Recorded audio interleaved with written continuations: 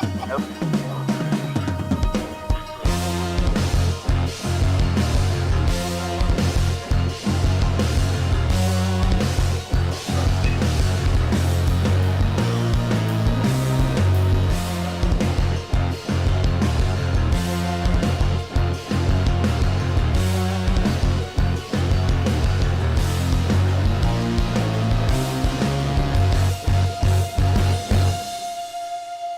convinced that I exist, but they don't believe that I exist.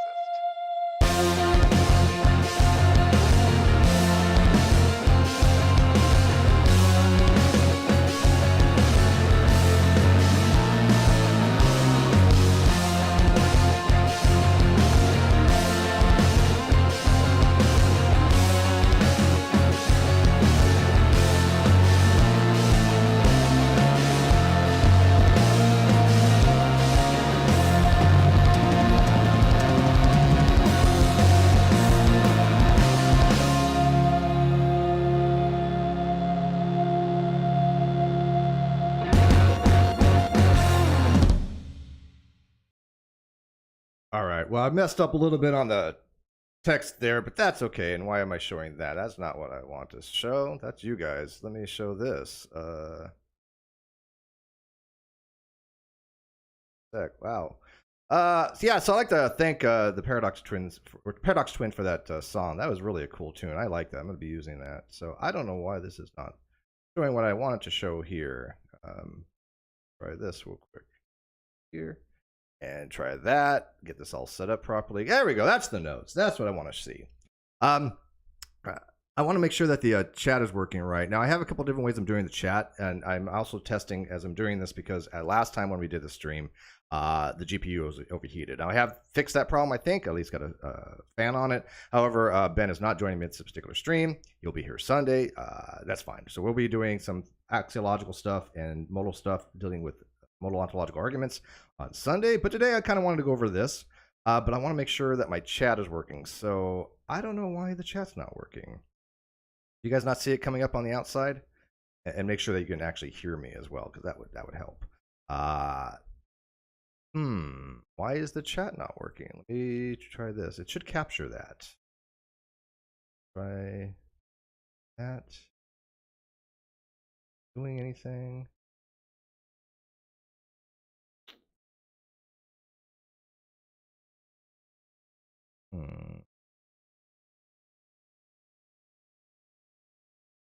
Yeah, it's not capturing the chat. Oh, you guys can see the chat?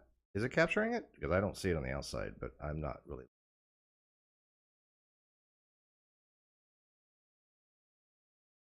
No chat. Okay, no chat. So let me go to the window capture. That's not what I want. Let me go to the screen capture. And then we'll get started as soon as we can figure this out. Because again, I'm testing this a little bit. A lot of new stuff going on here.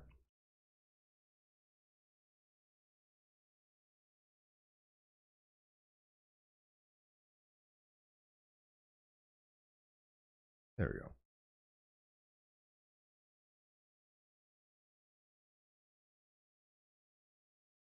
That work? I'm actually capturing the window itself, and it should actually be there. I'm actually putting it on top as well, so it should be there. It's not capturing it. So I have no idea. Yeah, this is my devil face. I figure if I'm going to be an atheological a-hole, I might as well look the part, right? Because, you know, everybody thinks that all atheists are like eating babies and things of that nature. So let's just go with it. And it's so funny, too, because people are like, Steve doesn't adopt the atheist label because he cares about what people think of, you know, of being an atheist. I'm like, I don't care. Why would I care about that? I mean, you want to think I'm a Satanist? I don't give a crap. People think I'm a cult leader. I don't give a crap. Whatever. Oh, by the way, it goes away when I drink. You know that? So whatever. Yeah, this is my true form. Exactly, John. This is my true nature. So, you know, this isn't my final form yet. I'm going to be trying other things. But I really am kind of upset that my browser is not capturing on the video. And even with the my backup chat, that's not working either for some reason. And I don't know why. It's not showing a lot of things right now. It's not showing my label underneath the chat. It's weird. Let me try something real quick. Let me come back in. If it reloads anything. It does not.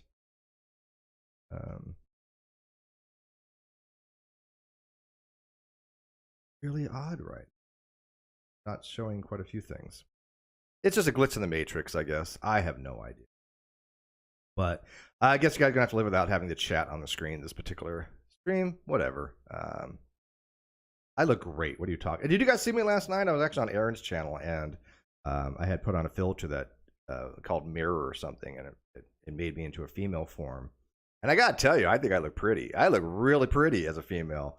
I would not have a problem going trans. It would not bother me in the least. I think I look actually better as a girl. So yeah, that was interesting because I was like, man, I do look cute. People were like, dang, Steve, yeah, you do look cute as a girl. I'm like, yeah, I do. So Gary says, all atheists eat babies, fornicating eternally, worship Satan, and have no morals or ethics. Yeah, we're going to get into that a little bit because that's one of the questions that are asked here. So I apologize for not having the chat available on the screen this particular episode. I'll have to figure it out. I don't know why. I did add it as a browser source, but you know what? I'll try one other thing, just for S and giggles, because I don't want to get demonetized already. Because man, all my stuff's been getting tagged, which is fine by Facebook. They're really not Facebook, YouTube. They're really cracking down on a lot of things, and vulgarities are one of them for some reason I've noticed. So I'm gonna go with the window capture. I'm gonna put no, not a Windows capture. I want a browser capture. I know what I'm doing here.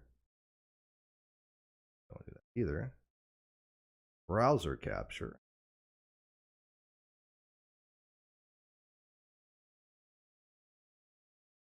Oh, there we go.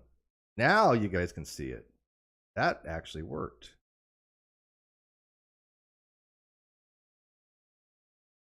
I have no idea why now it worked and before it didn't. Okay. And I did a little bit like that. I'll put it right in the middle there.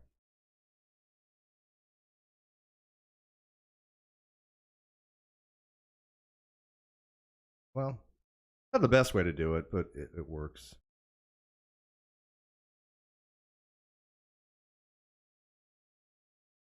And I usually add a CCS overlay so it's transparent. I don't know what happened to my browser. So it kind of vanished from my old one.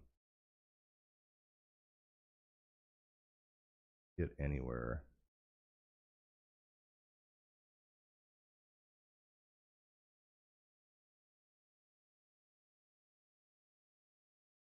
Well, that'll have to work for now. I like to have the chat in there. I like to have a record of what people are saying, because when I interact with the chat, people like don't know what's going on, right? Is that too small? That is too small.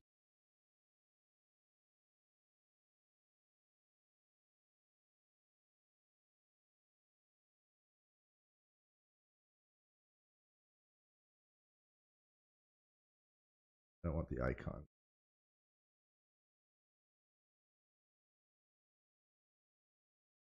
There, you guys can read that now, right?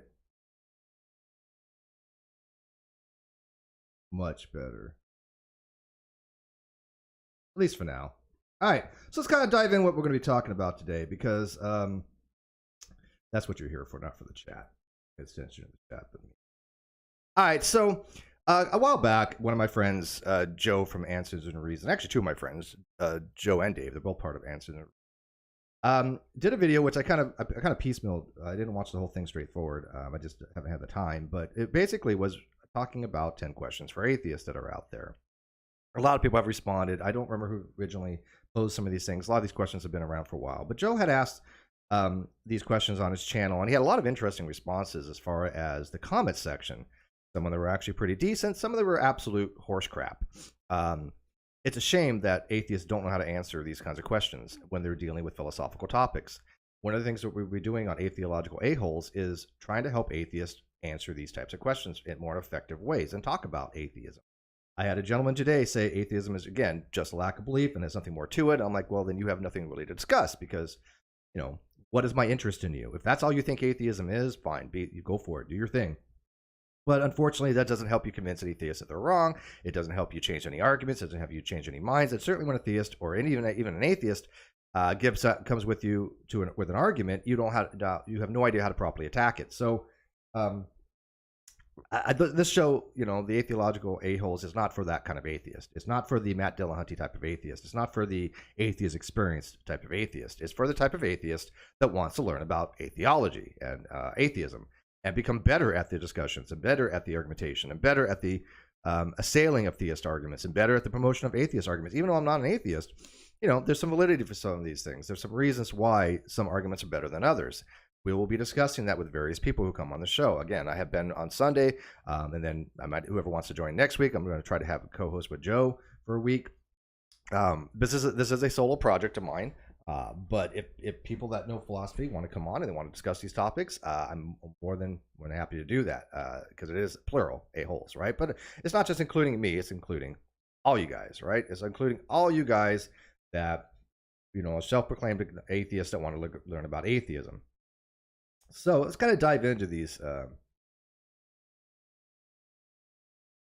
questions here.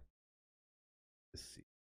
Very first question starts off: what label do you describe yourself as, and what does it mean to you? Well, people know by now, or at least they should know by now, it's been years, that I describe myself as an agnostic. Why? Because that's philosophically speaking what I am. I have no position on the question, does God exist? Or on the proposition, is there a God? Or proposition, God exists, right? So that the proposition, is there a God, is twofold. It's propositionally God exists or God does not exist, right? There's two sides to that. They're coextensive. You cannot have a proposition without a negation. And so I don't have a position on either one of those, the proposition nor negation. Theists tend to obviously believe that God exists. Atheists, in philosophical sense, again, we promote philosophical atheism, is the belief that God doesn't exist. So I don't have a position on that. So in the literature, that would be described as agnostic on the proposition. Well established, and that's what I go by. So that is what I label myself as. And what it means to me is that I have not been convinced one way or the other whether God exists. And one of the reasons why I'm not convinced one way or the other is, when I used to be a theist, I'm no longer a theist, so I don't have a God belief. But I'm not fully convinced that there just isn't some type of intelligence that is behind certain things, because there's just some unanswered questions. It's not trying to do God of the gaps, but there's certain things that I can put in the theist column that may be a little bit more given to them as far as accountability or metaphysical grounding for things, or at least plausible. And I'm not trying to talk about a bare possibility, right? I think there's more to it than a bare possibility. But there's a lot of things out there that I do think the theist sides might have. Well, I wouldn't say a lot, a few things actually. A few things that the theist side might have some ticks in that column, so to speak. But even still, it's not enough to justify a belief that God exists by any stretch of imagination. But it's stuff that we will discuss. And so I just kind of reserve judgment on it. If there's something more than we can realize, because right now nobody seems to have any knowledge whatsoever about what happens as far as after death, what happens to the universe, what is the metaphysical grounding for reality, from nomological laws, from metaphysical laws, for logical laws. It's a tough, difficult subject, and has been talked about and discussed for thousands of years. And to think that we are so arrogant to say it's all over, game over, let's go home, God exists or God does not exist, is a tough pill to swallow. I don't think that anybody has reached that point of argumentation where they have a claim that God or God does not exist is such an epistemic certainty that we are, not just believe it, but we know it to be the case, and we are certain about it and cannot be wrong. Now, that doesn't mean that we should hold out convictions, right? It doesn't mean that we should not make a stand. I'm not arguing that. Even though knowledge does not require certainty, belief does not require knowledge, I think that there's still a lot of things that we need to go through before we can make, a definitive claim in one way or another whether God exists or not. Now, that doesn't mean people can't, and they might be perfectly justified to do it. I think that atheists are more than justified to say there are no gods. I think theists are more than justified to say there is a God, given they can justify it with argumentation. Huxley would have disagreed. Huxley, who coined the phrase agnosticism, would have disagreed. He thinks that, or thought, past tense, he's dead, that neither theist nor atheist were justified to believe that God exists. And he has some reasons for that. But I'm not a Huxley agnostic. So, in regards to the first questions, what about you guys? Colorado Biker says, answer the question 1. I'm an agnostic, absurdist, atheist, and a member of the Satanic Temple, Pastafarian, and a creator of the Holy Church of Ponijiga. I don't know. All hail Pongo the Giant. I don't know what an agnostic atheist is, as Gary knows. I have no idea what that even means because I think it's ridiculous. I think it's superfluous or nonsensical, and there's no logically consistent logical system where agnostic atheism on that schema would not be ambiguous. I cannot find a single schema where it would not be ambiguous. So my thing to Gary would be try to pick a lane. Either you're agnostic or an atheist. They're mutually exclusive in this type of dialogue because they're both positions on ontology, not epistemology. They're not talking about knowability of God. They're talking about God's existence. You either believe God does not exist, you either believe that God does exist, or you have no position either way. There's only 3 epistemic dispositions: believe P, disbelieve P, or suspend judgment on P. Those are the only possible rational dispositions you can have. You can obviously have irrational ones like believing both, but we're going to put those to the side for now. Those do exist in other forms of logic, like Theistic logic. You can be what's called a peculiar reasoner, which is a reasoner that states something like, it is raining outside, but I do not believe it's raining outside. That's called Moore's paradox. That's allowable in other forms of logic. As far as absurdist, I have no problem with absurdism. I think it's perfectly fine to take the absurdist position. I think that if you can justify a position of absurdism, I got no issue with that. I might tend to that position myself sometimes of absurdism. And for those who don't know, absurdism is the position of a person who tries to seek value and meaning out of life, but is realizing that it's futile. It's not finding any meaning of life or value of life extrinsically. I do believe that we have internal value. I do believe that we can find meaning and value in our lives. But as far as the external metaphysical grounding for why things are, maybe we can't find it. I don't know. The theist would obviously ground it in God. The atheist would probably ground it in naturalism. But I don't think that myself, I don't know what the purpose of life is as far as the external. But I think that we do have purpose. I do believe in external value. And so I don't really embrace absurdism, but I certainly think it's a viable position. Colorado Bike says, I don't know and reject the claims of theist, ontologically speaking, agnostic. All right. Well, yeah, but again, there's no reason to say I don't know. Again, most atheists are not going around saying they have a knowledge claim, right? We're strictly talking Theistically. There's no reason to invoke knowledge on any of this stuff. Most atheists that are rational don't go around saying, I know God doesn't exist without any form of justification. Can they justify it? I don't know. But if an atheist tells me I know God doesn't exist and they don't know what theory of knowledge is, I'm going to probably say they're unjustified. I'm going to say that they probably don't have an understanding what justification means. And it does happen quite frequently. Quite frequently. One second, real quick. So I would pick a lane, though, Colorado Biker Prepper. I would say, look, you just don't conflate the two. Just say, look, when it comes to God existing, because we're not asking about the knowability of gods. I didn't say, what is your position on the knowability of God? So I don't expect an answer on that. Why would you include agnostic in the epistemological domain if that's not the question I'm asking you, right? But in the question I'm asking you, do you believe God exists, right? Or does God exist? Then it's one or the other, agnostic or atheist. Right? So I would recommend picking a lane because what you're doing is you're answering a question that's not being asked that leads to confusion. Right? I want to add something. Let's see if something.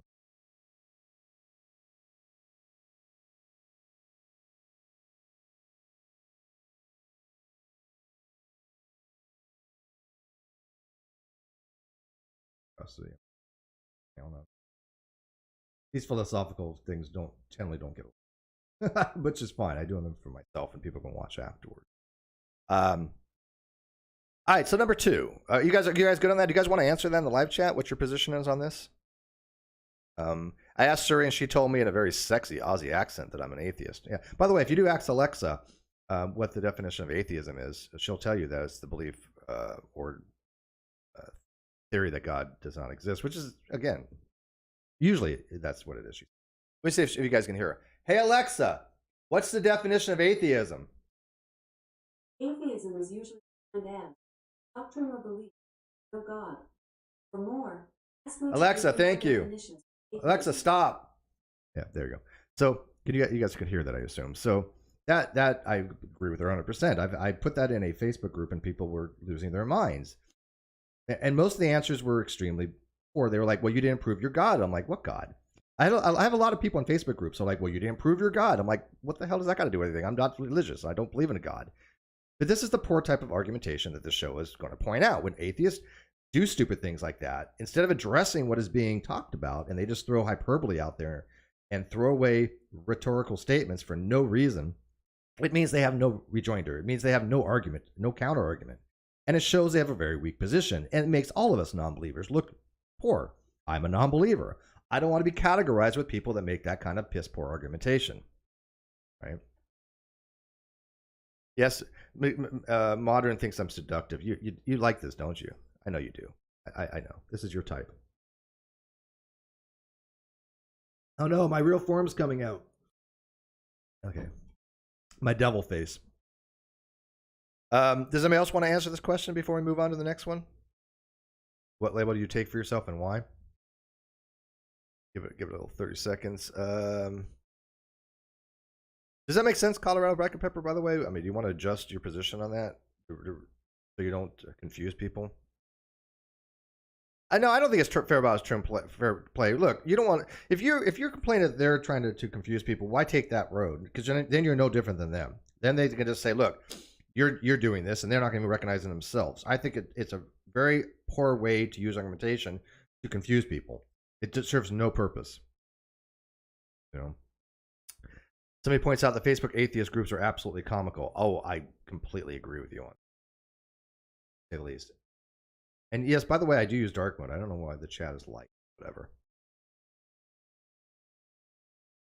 Yeah, they are completely ridiculous. Redunculous. Right, let me try.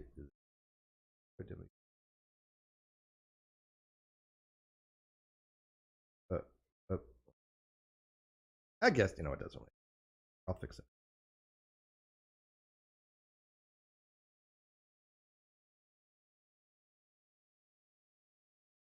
All right, so let's move on to number 2 here.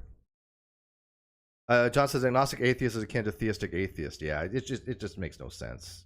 Do you combine terminologies like that? It just confuses people. All right, number 2.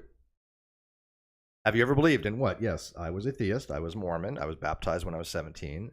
The reason I was convinced is because I had read the Book of Mormon. Didn't really think much of it, honestly, but I was taking the missionary lessons. And there was an instance where I was sitting on the couch. I was over at a girl's house that I happened to make my first love. And her mom had headaches, and she wanted a blessing. And so the elders of the church have a blessing where they get some oil that's been supposedly consecrated, blessed, and they would anoint the head with oil, and then do a little prayer. Right? It's pretty common, I think, in certain religions where they do prayers, and some use oils. Okay, fine. And again, I wasn't really convinced. I had gone to some Christian youth things, and where they would play metal music and try to get people to or rock music at least, and try to get the kids, interested and things of that nature. But I never really thought much of it. I went for the social aspect. I liked the girls, what can I say? And so, I wasn't a believer, but I was sitting on the couch, and they're like, "Hey, do you mind if we pray for her mom?" And I'm like, "Yeah, do your thing. I don't. I still don't care if people pray." But I was sitting on the couch, and they anointed her head with oil. And as soon as they started to, say this, start their prayer, which is Mormons start off like saying, "Heavenly Father, we ask in your name," kind of stuff, right? I had this overwhelmingly weird feeling come over me. It was just like my whole body had been lifted from the couch, and I was like high, like actually high, like marijuana high. Very similar feeling. And you know how you stare at a bright light when your eyes are shut, you see that pink of your eyes? That's what I've seen. That's what I was seeing. I was seeing this very, it wasn't like a bright light as far as white light. It was just like there was a bright light outside of my eyes. And I felt this really high feeling. And I remember very distinctly. This, by the way, happened when I was 17. I remember this like it happened yesterday, and the words that came out of my mouth was "whoa." That's what I actually said. I'm not kidding. I said "whoa." Yes, it was the 80s. Okay, come on. This was 1987. Okay, and they ended the prayer. They didn't stop or anything. They ended the prayer, and then it went away. And I was just like, just like what happened here? And they had asked me like, "You okay?" I'm like, and I explained just I said to them what happened. I'm like, yeah, that's the Holy Ghost. Now, again, causation isn't, or correlation isn't causation, but that at the time of a 17-year-old was enough justification for me to go, maybe there is something to this, right? Maybe they're right. Now, again, looking back, that was a real feeling. I don't discount the feeling. I remember very specifically me experiencing that, right? But there could have been other reasons for it. But again, I never experienced it after like that. I never experienced it prior to that. It was only during the time of a blessing, which I thought was pretty odd. Now, a lot of Christians, it's so funny. I would tell that story to Christians before. And they'd be like, oh, yeah, that was totally the Holy Ghost. And they'd say, well, it was a Mormon blessing. Oh, yeah, but they're not Christians, so it couldn't have been the Holy Ghost. And it was very quickly how they just kind of discounted that, right? Which I found to be very odd. Like, wait a minute, had you not known they were Mormons, you would have said there was the Holy Ghost. But if you find out they're Mormons, you say that they're not Christians, and therefore it wasn't the Holy Ghost. And by the way, I do believe Mormons are Christians. I've had that discussions with people before, only because they are a Christian religion. But again, looking back, I can't make the leap now that had anything to do with any kind of deification. I never experienced anything relating to Jesus in the Mormon Church, and Christians relate things to Jesus, right? I mean, not all Christians, obviously, think that Jesus is the Son of God. Some people think he's God himself. But I mean, generally speaking, for Christianic belief, it requires some kind of deification of Jesus. I never had any experience with Jesus. I've never talked to him. I've never had experience with him. I know nothing about him personally, really. So I don't think there was a way for me to justify being Christian. I mean, at the most I could get to was like, okay, there might be something out there. And I still have that belief. Even to this day, it was a very interesting belief that well, at least experience that made me go, hey, maybe there is more to this. And whether it was justified or not, my thing overheating? No, okay. I had to check my thing here. Might be overheating. It's not, though, so that's good. But you can see why I can go, hey, look, there are things out there we just don't understand. And that feeling I had, I cannot understand. I don't know where it came from. So that's my position. So yes, I was a theist. I stopped being a Mormon back in like 2008, give or take, when there was a Proposition 8 in California. I completely renounced the religion, but mostly because they were trying to fight against gay marriage in the state of California. And I was like, this is not a type of deity or church I can belong to. I put my money where my mouth is, kind of, so to speak, right? And so even back then I was, LGBTQ, TQ friendly. And people think that's just, me talking. No, I was outraged that they had actually had funding for what's called the Evergreen, I think it was a project where they did reparative therapy, and they would kind of like pray the gay away, even suggesting that electroconvulsive therapy would be conducive to making somebody straight. And I'm like, that's nonsense. That whole conversion therapy is complete bunk. Why would you support that as a church? Why would you be against gay marriage as a church? You should have no standing in that, because that's religion, not politics. And I don't believe that they should be involving themselves in politics. So that's the reason why I stopped being a member of the Mormon Church. Okay, so Colorado Black President makes sense. Ontologically, I'm an agnostic. However, I've seen on the look of theists' face when they're confronted with absurdism. Yeah, well, that's a completely different issue, right? That's a lot, kind of more of an axiological thing than anything else. But I have to ask you, why, Gary, why is it that you are not convinced there are no gods? What is your reasoning for why there are no gods? Why won't you say there are no gods? And let me ask this chat. If you believe there are no gods, if you make the claim, if you are willing to state there are no gods, put a 1 in the chat, so I know who you are. A 1. If you are not willing to state that, an agnostic in the issue, put 2. Theists need not apply. I know they'd stand on that. Okay, so Colorado Black prepared answer 2. Family tried to indoctrinate me, but I just don't believe any of the claims of theology made. Never really believed, despite the best efforts. That's not really a justification, though, right? Yeah, I just don't believe. That's not really a justification. It's like, what is your reasoning for why you don't believe? What is it about it that you just don't find convincing? You know, I can say that. Look, I've experienced things that that have convinced me that they're things that we just don't understand, and at least I don't find that as any atheist argument that's obviously a bulletproof argument. You can make an inductive argument, but I don't find any deductive argument for atheism that is sound. Inductively, sure, there can be some strong atheist arguments and cogent, but cogency only gets you to over 50%, right? If that's enough to justify a belief, I don't think so. I don't think cogency over 50% is enough to justify a belief unless it's significant. 70s, 80%, you might have a case. But just merely being a cogent argument in and of itself, to me, does not sufficiently warrant a justification for a belief. All right. Number 3. Were you brought up in a religious area or family, and how do they react to being an atheist? Well, again, this was to atheist, right? I mean, so my family couldn't care less. They never did. My positions on anything. I mean, they were kind of concerned initially when I was only 17 and when I got baptized. They didn't like that, but they didn't prohibit me from doing it.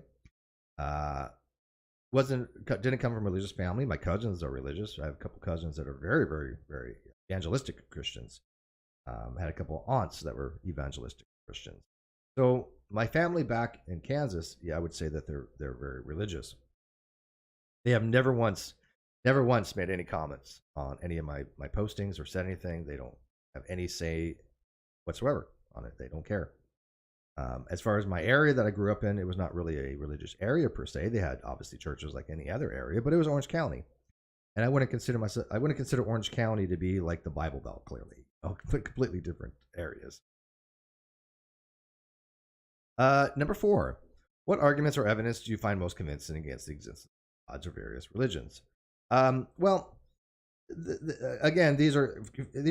I'm not going to say these are loaded questions. That is a little bit loaded, only for the fact that you're asking somebody that what did you find convinced, right? And so, you can't be convinced that God exists and at the same time convinced God does not exist and be rational. That's an irrational state. So, I don't know if you should use the word convincing there. Because you're not convinced. You may not be convinced one way or the other, but I get the gist of it. I get what they're asking. So I'm gonna in that vein, that most convincing, but it may not actually be convincing. As far as the arguments against God, there's a couple that I find very, very profound. The argument for evidential of evil is very, very interesting because it is hard to accept that an omni God, or even just a benevolent God, you don't even need the omni properties like the logical problem evil, which is an internally inconsistent system. Logical problem evil is a very, very, very strong argument, but it's very, very specific to a very specific type of God that most atheists don't posit. So it doesn't really do much good. But the logical problem evil basically says that if you have a God that has all these omni characteristics, it is inconsistent with a being that allows God or evil to exist, and therefore there should not be evil. If you put all the premises of God's properties and evil together, that is a logically inconsistent system. They all cannot be true at the same time. Okay? And if all the premises cannot be true at the same time, that is called logical inconsistencies, or logical inconsistency. The logical problem evil is extremely good because that is a logically inconsistent system. Evidential is not based upon that. It's not based upon a logical argument that of inconsistent premises. But it does say, hey, why does evil exist? Why does God allow evil? Now, there are theodicies for this. Plantinga has theodicies, and other people have argued why God allows it. Most of them, I think, are very poor. There's one theodicy by Plantinga that does actually, I think, argue against the logical problem evil in some ways. But, I mean, he never really fully... He never fully has a theodicy that just, to me, negates the evidential problem of evil. He does against the logical because it's the way he defines the terms, I guess. But I mean, again, that really is more of a semantic thing. But as far as the evidential problem of evil, if a benevolent being does exist, evil shouldn't exist. And if evil was something that God created, if God created all the angels and created Satan, then how did evil exist prior to that? If Garden of Eden was such that, and by the way, I do believe Garden of Eden did not exist. I'm a straight out denialist of that. I'd straight up say that is bumpkiss. There was never Garden of Eden. There was nothing. Earth is not 7,000 years of old. I believe that was allegorical or parable on Jewish tradition and something of that nature. But I do not believe in a physical Adam and Eve that ever existed. Matter of fact, I will say that did not happen.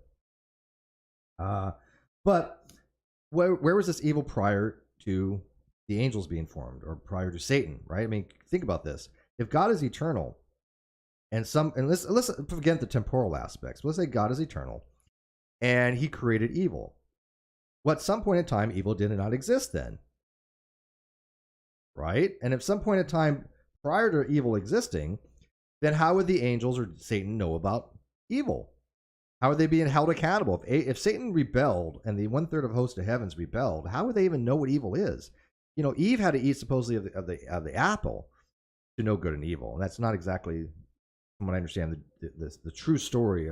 Not true as in like actually happened, but how it's related. But because it wasn't an apple, it was a fruit. In the story, it was a fruit, not necessarily an apple. But how did Satan know about evil? And if God created Satan, then He created Satan with the knowledge of evil, right? I mean, it kind of makes sense. So how would that make sense if Satan then rebelled?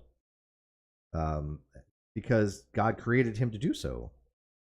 I don't know. It seems it seems to be a difficult thing to get around, because evil does exist. I do believe evil exists.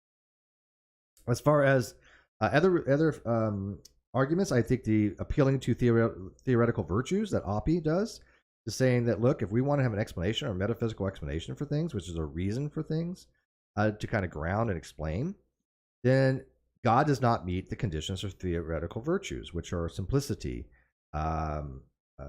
consistency. There's a number of theoretical virtues that say, okay, for good, robust theory, what does it entails? And God doesn't meet those standards. And so he argues that we should say God is not a good explanation. God does not explain it. Therefore, God doesn't exist, because if God did exist, He would explain these things. And He doesn't. There's no explanation by which, if God exists, would explain anything really. And so I think that the appealing to theoretical virtues and that naturalism explains things better than God, because if naturalism is true, it will automatically imply there is no God, right? There's implicature there. If you're a naturalist, you're epistemically entailed to believe there are no gods, not just lack of belief. But if you're a naturalist, if you're a metaphysical or ontological naturalist, you are epistemically entailed to believe there are no gods. It'd be a contradiction to say I'm an ontological naturalist, but I believe God exists, or to be even on the fence. You can't say I'm an ontological naturalist, but I'm agnostic on the position of God. That is not epistemically viable. One has an implicature of the other. So I think Oppie's argument that naturalism is a better explanation than theism is a good argument. It is a good argument. 82 says, is the problem here the age of the earth and Adam and Eve because people are taking morality tales and metaphor as literal fact? Yeah, I think so. Yeah, I think there's a lot of literal reading into those things. And so I think that here's the funniest part is I don't know why people want to believe that. Why does it matter? I mean, if they're wrong on that, is God so petty that He's going to like smite people because they didn't believe in literally there being an Adam and Eve, especially what we know about evolutionary theory, especially what we know about biology, especially what we know about physics and science? Why would anybody want to believe that story about the flood that there's no evidence for? Why would anybody want to? Why can't they? I don't understand why they can't give that up. What is it about young earth creationism that's so important to say, oh look, it has to be this? No, is God that petty? If you're wrong on that, God was like, yeah, hey, look, it was this, but you got it wrong. Oh, well. Wouldn't the faith that God exists and all that stuff be more important? I don't know. I would kind of think so. I don't think if God exists, He'd be that petty. So I don't see the need for young earth creationists to want to make it, on the premise that young earth creation has to be true, and then go from there. It just makes no sense to me to do it that way. So Kimok says, where does all the evil come from? That's the central theme of Malik's movie, The Red Thin Line. Yeah, that's where the evil does come from. I mean, there are natural evils, which are called gratuitous evils, and then there are moral evils, and they're not the same thing. Moral evils are predicated upon people, the moral agents. You cannot have a moral evil if there's no agency. If people didn't exist, there would be no moral evil as far as the ability to commit immoral acts. Now, do moral facts exist whether people exist or not? That's a different question, which we'll be getting into. Michael Nager says, seriously, Steve, I've known you for a very long time and was on your show, IBM and the Holocaust. What's the difference between arguing regarding a god and arguing in regard to a leprechaun? Okay. Leprechauns are not a metaphysical grounding for all things, right? When the theist is positing a metaphysical grounding for everything, the universe, the set of all things, this extant possible world, that's not the same thing as a leprechaun, because leprechauns are contingent beings. In the case of a universe of all things, of this extant possible world, that is a necessary being, or it would be a necessary being. I can't imagine a theist positing that that's contingent. What would be higher than that? I mean, I don't know. I don't understand what an extant possible world would be contingently. It would have to be some being that's necessary, that exists in all possible worlds. A leprechaun is not posited as a necessary being. It's posited as a contingent being. And we would have evidence of a leprechaun existing based upon the conditions that we posited for a leprechaun, like a pot of gold being at the end of the rainbow. We don't find those things, right? So the evidence of priors and Bayesian analysis for your posterior are such that we have more evidence of leprechauns not existing, right? Because of priors than we do existing. So I'm confident that leprechauns do not exist. People are going to make the same argument for God, and they could do so in different ways by adding different priors. I totally get that. And that's fine for an atheist to do that. Most educated atheists who argue against the existence of God do so problematically or with probabilities. Perfectly fine. I think that's a proper way to go, actually. What is most likely the case? That God exists or God does not exist? And they say, well, it's more likely the case that God does not exist, and it's more likely to the extent that I'm justified to believe that there are no gods. That is a perfectly good way to do it. I think that's what I would recommend. Highly recommend doing it that way. So I am at the point where I can say, look, there are no leprechauns, but I'm not at the point where I can say there are no gods. And there's a lot of atheists out there like that. Well, there'd be agnostics, obviously. There's a lot of agnostics out there that say, look, I'm not at that point yet. Even in my live chat, I got, people that are they're not convinced there are no gods, but they are convinced leprechauns don't exist.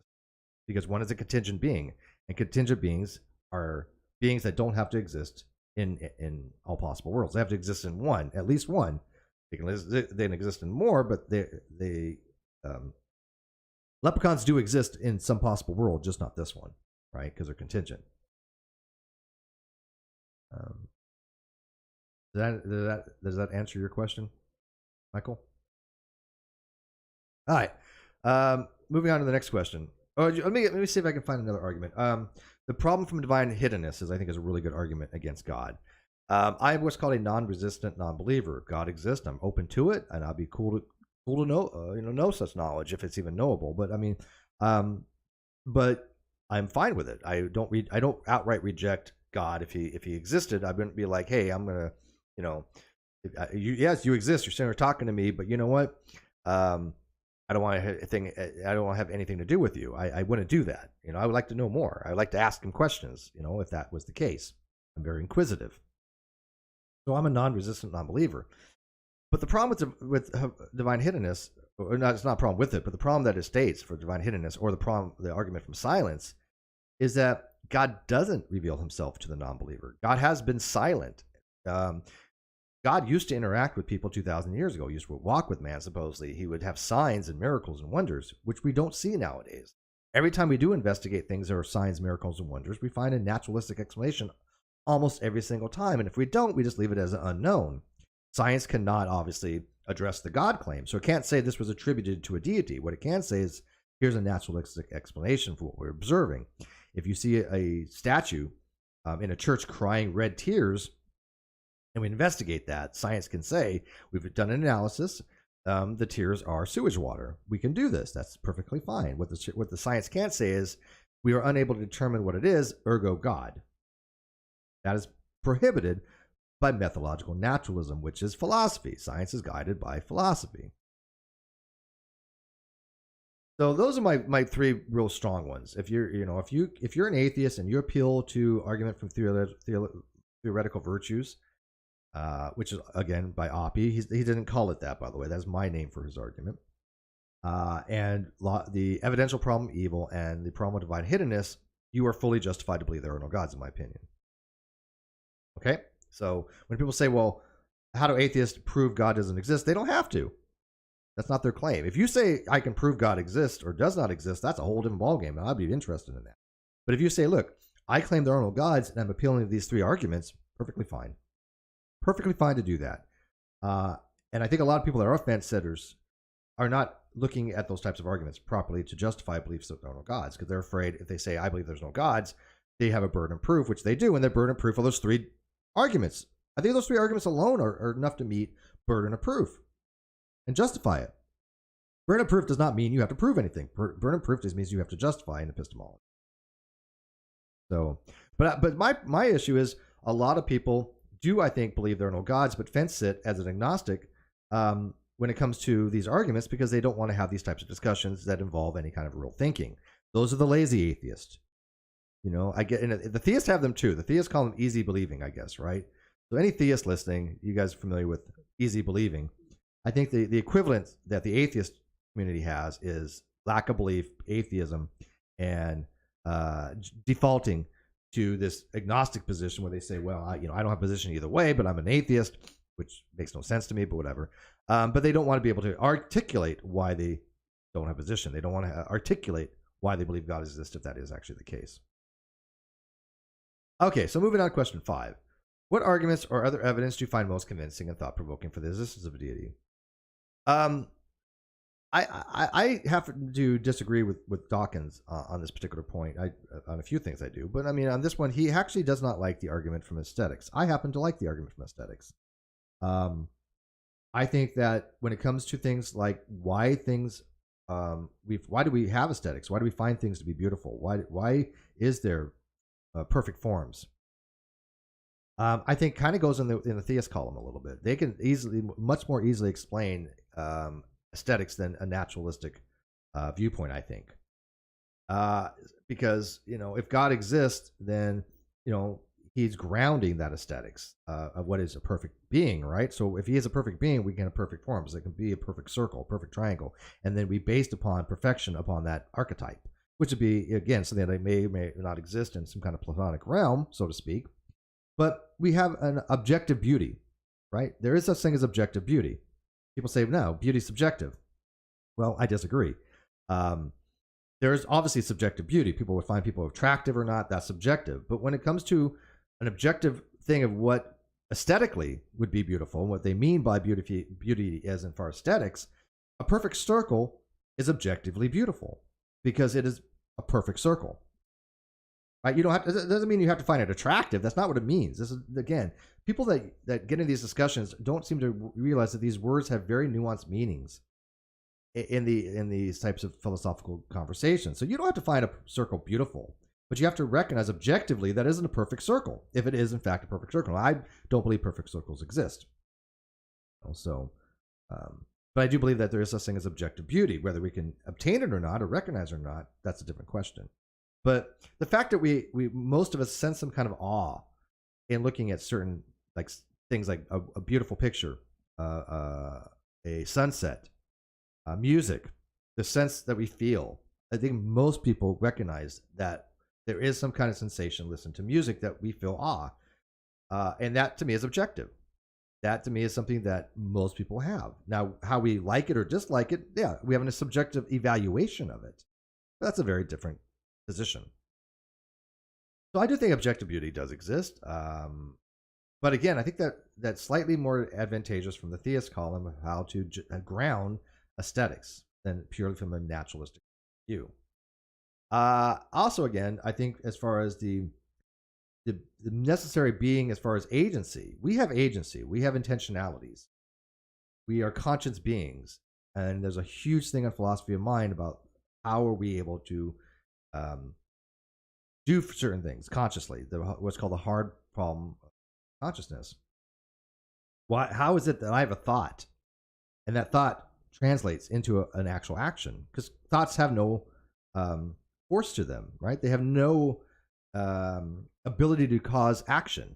They have no actuality. They have no ability to have potentiality into actuality, as the Thomists would probably say. A thought is just a thought. I cannot wish something to happen. How much I wish for something, it doesn't make something happen. But when I have a thought that I want to have a drink, and I have a drink, good stuff. Love this stuff.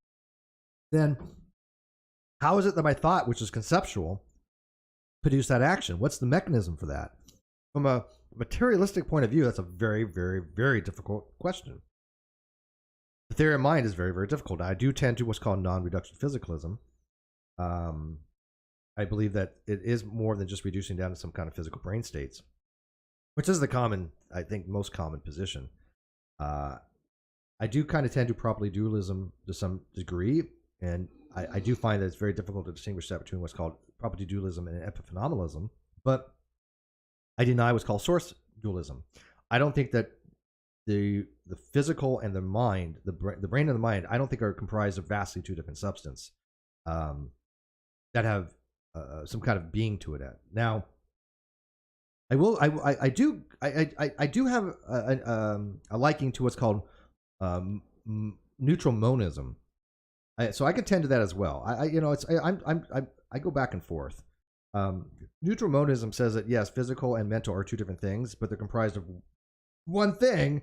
There's only one thing that exists, and it's some kind of neutral substance, and that one neutral substance is then broken down to physical, and then the other to mental. I'm okay with that, but I don't believe in substance dualism as far as being vastly two different substances. There's one substance, and then is broken down into two. Is the way they would describe that, or property dualism, where you have the mind as one property, and then out of that, excuse me, you have the physical as one property. Now then you have the mind as a separate property. That's okay as well. So I would either go with myself property dualism or neutral monism. And I think if I really had to be put to it, I'm probably going to go with neutral monism. I was more property dualist, but the more I think about neutral monism, the more neutral monism makes more sense. Okay, so, but the theist has an advantage there, I think, because they'll ground that in God. And God is a conscious agent, gave us a conscious, give us a soul, I guess. So those things do maybe tend to theism a little bit more, and also personal experience. I think a lot of people have personal experiences that they have interactions with reality that may differ from our own. Now that could be just perception. It could be a false interpretation of reality. It doesn't mean a delusion, right? Theists are not delusional. And anybody who thinks theism and religion are mental disorders, they're out to lunch. They're so wrong. It's not even funny. Now, if I say, look, I see angels and they talk to me and I talk to God, then yeah, sure, that would be indicative of what possibly could be a delusion. But if I just say, look, I believe God exists, there's no delusions there. There's no malfunctioning of the mind. A delusion is a malfunctioning of the mind. It just means you have a false belief, but false beliefs are not delusions, right? Now, if you consistently over repeated evidence refuse to change your position, that's a different story. Flat earthers, I think, might have an argument that they might be delusional, some of them. Why? Because in light of all the evidence, even if they were going up and see it themselves, even if they could look and see it themselves, or they could see the entire world from space and go all around it, they still would deny reality. That would be much more indicative of a delusion. Michael says, would you agree that in regard to GATV that Olivia Munn was the world's most current, hottest host and more bangable? I'm trying to remember who Olivia Munn is. I'm sorry. I'm gonna have to look that up. I'll get back to you on that. What is neutral monism? It's just a neutral substance that there's just one substance of everything. It's everything. Everything's comprised of this neutral substance. It doesn't have to be like atoms or something. But there's just one substance That is everything. And then out of that substance cause, matter and the brain, and then the mind or the consciousness comes out of that. Now, whether that is something that is emergent is an entirely different question. But I do believe that the mind supervenes on the physical. So you have the physical first, and then the mind. I have a hard time believing that a mind can exist independently of the physical, right? So it's hard for me to imagine a mind that exists, a soul that exists outside of the physical. But again, if God exists, then that wouldn't matter. I think then his mind is not the same as our mind. That might be the same substance, but a theist can make the argument that God does not need a physical body to have a mind. It could be just something that exists independently as two different substances. That's why there would be a substance dualist. A substance dualist would have to argue that the mind and the physical can exist independently of each other, right? But there is something called the pairing problem. When my mind is paired to my body, and so my mind couldn't exist in some other's body, and so how does it exist independently? To a source dualist, they have no problem with that. Or a substance dualist, they have no problem with that. They believe that the mind is independent of the body, so God can exist independent of the body. And that's much more difficult for the naturalist to think that way, obviously. All right, so moving on. Question 6. What behaviors do you see from your fellow atheist and non-theist that you most likely to change? Trolling and not being honest agents. The biggest issue I have with the atheist community is they're full of people that are just as bad as flat earthers, just as bad as theist evangelists. They have these beliefs that they have in their head. They refuse to change them whatsoever based upon evidence, and they just parrot what they think is the case rather than understanding it. That, to me, is completely the biggest thing that I see in the atheist community. They don't know how to understand fallacies properly. They misuse fallacies. They're not honest interlocutors. And so this is what the show is about, I think. Atheological Aholes is me. I'm embracing my inner a-hole when it comes to this. That I think that when you have those kinds of non-believers engaging in these types of discussions, it makes all believers look bad, or non-believers look bad. And it happens daily, especially on Facebook groups. These people have no idea what they're talking about. They have no idea about the topics. They think atheism is one thing, the lack of belief, and therefore they don't learn anything else. And so they've kind of accused themselves of any kind of discussion on the topics. Because, I mean, I watched a discussion on the soul the other day that was amazing. It was with Eric Hernandez and Ben Watkin from Real Atheology. And it was one of the best discussions I think I've heard in a very long time. Both of them knew the topic. Both of them had good points and great rejoinders. It was a good exchange. They listened to each other. And I think it was pretty even, in fact. But I see atheists out there that don't know how to evaluate those kinds of arguments. And they just, soul doesn't exist. Why? Soul doesn't exist. Why? And so they have nothing really to add to the dialogue. I think that the discussion that Eric had with Ben added to the dialogue. It was productive. It really did contribute because they explained these things very well. I thought they did a great job. Philosophy of mind is a very difficult topic. It is one of my worst, I think, of philosophies, but I have read on it, obviously. But they did a great job. They added to the dialogue. So all these atheists and non-believers out there that just say atheism is a lack of belief, but don't go any further and don't know how to attack an argument properly, they don't add anything to the dialogue. They do nothing. They're nondescript, as you would say. I mean, and they all sound exactly alike. My 10 conditions that I have that describe a new atheism TM, they describe every one of them to a T, just about. I mean, they all seem to have the exact same argumentation. And it's not just me they do it to. They do it to other people as well. Well, you didn't prove your God exists. Or you're a theist in disguise. I heard this hundreds of times. Other people have heard it hundreds of times. A lot of people in my audience who are actual full-on anti-theist. They don't just sit there and say, look, God doesn't exist, but God doesn't exist and all religion is bad. Let me tell you why. They go much further than just, God doesn't exist. And yet they have people call them theist or closet theist. I did a review on some blogspot thing guy that was trying to claim that Speed Watkins, Ben Watkins from Real Atheology was a theist or closet theist. I'm like, are you kidding?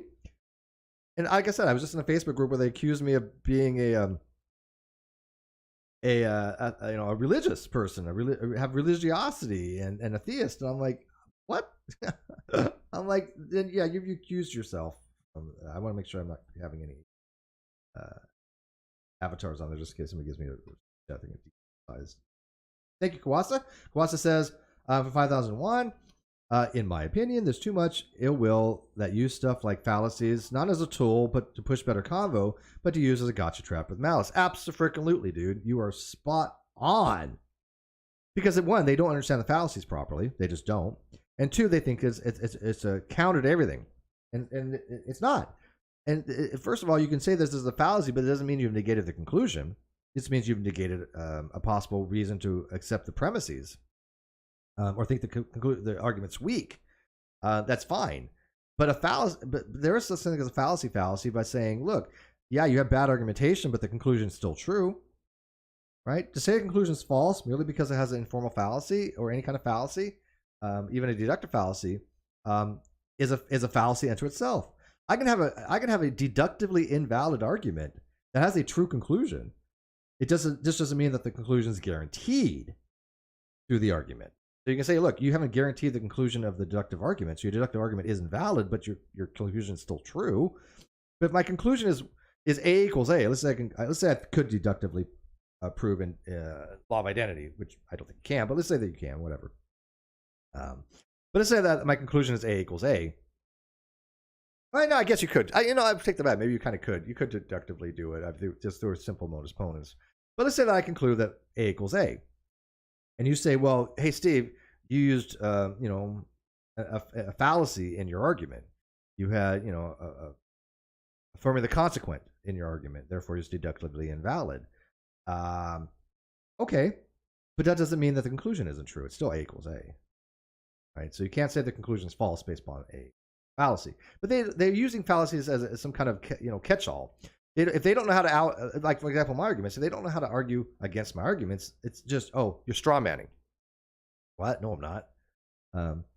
But Michael said I could add something to the dialogue, which would be absolutely disgusting, but I would have to have as much validity as your argument with regard to theism. Okay, I don't know what that means, but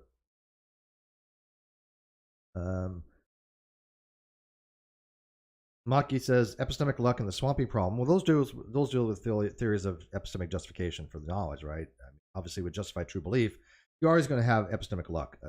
Zabzaski. God, I would never pronounce her name right. I'm just going to call her Zabs.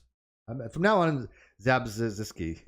I'm just going to call her Zabs. She's never watched any of my stuff. She has no idea who I am, so never watch any of this stuff. Although I'm a huge fan of hers. I have a huge time pronouncing her name. People know this. I just call her Zabs, but I love her work. She might even get a kick out of it. I don't know. Zabs. But I'm going to say that Zabs has made very good arguments that all belief first theories of knowledge have epistemic luck issues. And the swampy problems is obviously an argument against reliabilism, which reliabilism is an external theory that is used to justify knowledge, and I think that's a very good case against reliabilism. I don't use reliabilism, although I understand why people had a reliabilism, but I don't think it's really an effective way to consider knowledge. And so I do tend to justify true belief or justify true belief plus in adding a truth tracking condition, either sensitivity or safety, but that's a whole other. All right, so yeah, so let's move on from there. Oh, by the way, well, you know what? Before I do that, let me ask you guys: what behaviors do you want to see from your fellow atheists and non-believers or non-theist that you most likely want to see change? Because again, they're all parrots of the atheist experience. They're all irrational when it comes to. Well, I shouldn't say this. All of them that do these patterns, all these things that argue, just like you would find from the atheist experience, they all, to me, are irrational in how they argue because they don't argue the point. They're like, well, you haven't proved your God, and I'm like, I don't have a God. You know, Zabzevziski. I know, I just can't do it. I'm phonetically challenged certain things. I tell you what, I will practice it in the next couple of days. I'm gonna hear her name over and over again until I get it right. But until I do that, I'm just gonna call her Zabs. But I am a huge fan of her, so I hope she doesn't get mad. Somebody, one of these days, like, hey man, hey, Dr. Zabs, can you pronounce your name perfectly for this gentleman so he can get it right? She'll be like, oh my god, this guy's an idiot, right? I've had speech impediments all my life, so it's just certain consonants and sound for me. I'm apraxic too, I guess, and I just have a hard time with those combinations. Michael says, if you promise not to ban me and not delete the post, no, I don't want to do that. You don't need to elucidate on that, Michael. I just don't do that. I believe you. Stop the nuh arguments. Yeah, thank you, John. Yeah, I agree with that. Stop the nuh arguments. Nuh you're wrong. Why? I get that a lot. Yeah, I agree with you. Jamie, it leads us to a proper leader. Let's say you. Yes, I'm the proper leader of atheology.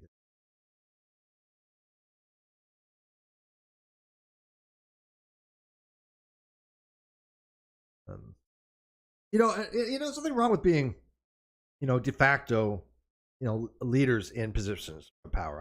Nothing wrong with that. I'm not one, but for example, people like Matt Dillahunty and Aaron Ra, they do have a leadership position in atheist groups. Therefore, it's perfectly fine for me to say, they are leaders of atheism. They might disagree with that, but I don't see why. I know they don't. There's nobody who leads in atheism. We're not saying that you're like some king or ruler, but people have leadership positions in atheist communities and atheist organizations. Those are leadership positions. If not, what do we mean by leadership? I think a lot of content creators have leadership positions when they have influence with people. You influence people. You have a leadership role. And I think that a lot of people do. And I think maybe to some degree, any content creator has some small degree of leadership responsibility if people are watching them and utilizing what they're saying and taking into account what they're saying. I think that there's a responsibility for those content creators. And maybe in that regard, sure, when it comes to these particular topics, I like to think I'm a respectable member of the atheological community. Should we start that? Hey, what do you think, guys? Should we start an atheological community, which is not necessarily promoting atheism per se, but it's promoting at least the study of atheism? Because I like the study of atheism. What do you guys want to say? Do you guys want to start a community, an atheological community, or do we have enough communities? I can go either way. I don't care. I might do it anyways. I might just start an atheological community. But if you guys want to have an atheological community, let me know. Live chat in the comment section. After watch this later on. But yeah, I'm okay with being part of an atheological community. Yeah, let me think about that, because there's real atheology, which I like their podcast and things that they talk about. I think that those guys over there really know their stuff, and so I definitely find being with them. Answers and Reason, absolutely, huge fans of Joe and Dave. I think that they would be part, obviously, of the atheological community. But if I start an atheological community, I really want people to have put their names on it and say, yes, I want to be a part of this community. So it's not de facto. It would be, I am part of this community. Yeah, I might do that. I might. Oh, hey, Charlie Day's listening. I forgot. Dude, you know what time it is where you're at? You should be in bed. Only if I go by Lord Stevus Christos. Oh, that's awesome. I am Lord Stevus Christos. Ni nomine de Sabatos de Santiago de Scotto de Abdodius de Beelzebub Bilala Domli Angli Requie Sabatos de Xista de Santos. I like that, Jamie. Lord Stevus Christos. Man, that is good. Why do you do this to me? Why do you give me these ideas, man? Lord Stevus Christos. That could be my alt. That could be... Here, you know what I'm going to do? Just for you, Jamie. Just for you. I'm going to try something real quick. So give me 30 seconds here. Dun, dun, dun. Dun, dun. Dun, dun, dun. There, I've officially named my devil face altar Lord Stevos. That is good. I like this. You have made your master happy. You made your master happy. There we go. Oh. Around here. Gotta get centered. Sorry. That's close enough. Domly Angly Requie. Odious. Beelzebub. Bilal. Oh, did my thing just go to crap? It just didn't.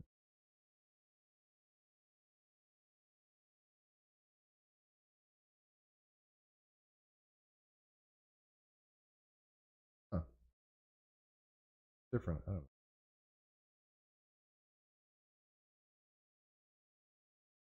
All right, well, hang on. Let me fix this again. I'll see what you guys think. I know this looks different. Maybe it's just me.